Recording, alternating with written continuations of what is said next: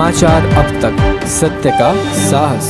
बघा असं आहे की भारतीय जनता पार्टी ही ओबीसींचा पक्ष आहे, हा सामान्यांचा पक्ष आहे, हा आणि सर्वांचाच पक्ष आहे आणि निश्चितच ओबीसी समाजासाठी अनेक योजना भारतीय जनता पार्टीने केलेल्या आहे। जे मागील 70 वर्षात या देशात झाले नाही तशा अनेक योजना माननीय पंतप्रधान साहेबांनी केल्या आहे। ओबीसी आयोगाला संवैधानिक दर्जा देण्याचं काम असणार किंवा महाराष्ट्रामध्ये ओबीसी मंत्रालय स्थापन करण्याचं काम असणार किंवा देशामध्ये ओबीसीच्या उत्खननासाठी जे नवीन योजना आणल्या करोडो रुपये ओबीसी समाजाच्या उत्खननासाठी जे राज्य सरकार आणि केंद्र सरकारने दिलेले आहे हे मराठा समाजासाठी आहे। आणि आपल्याला सांगतो की 2014 ते 2024 पर्यंत जवळपास 32 GR आतापर्यंत निघालेले आहे। त्यातले जर 6 GR महाविकास आघाडीचे सोडले तर इतर सर्व GR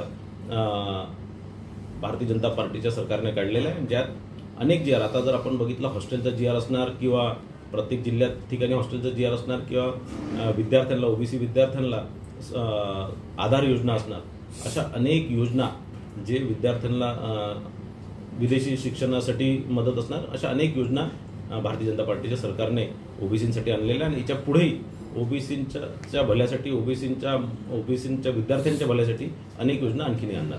बघा असं आहे, मी अनेक वर्षापासून या ओबीसी आंदोलनासोबत जुडला, जवळपास 30-35 वर्षापासून मी राजकारणात याच्या आधीपासून ओबीसी आंदोलनासोबत जुडलेला आहे, ओबीसी चळवळीसोबत जुडलेलो आहे।